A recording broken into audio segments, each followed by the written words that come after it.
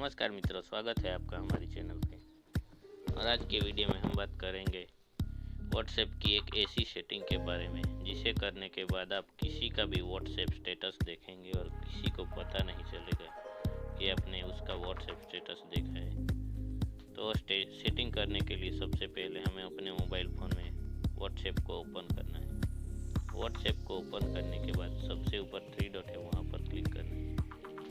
3 dot पे click करने के बाद नीचे सेटिंग पे क्लिक करना है। सेटिंग पे जाने के बाद अकाउंट पे जाएंगे। अकाउंट पे जाने के बाद प्राइवेसी पे क्लिक करेंगे। प्राइवेसी पे क्लिक करने के बाद जहाँ लिखा है रीड रिसिप्ट्स, वहाँ पर इनेबल है तो उसे हम डिसेबल कर देंगे।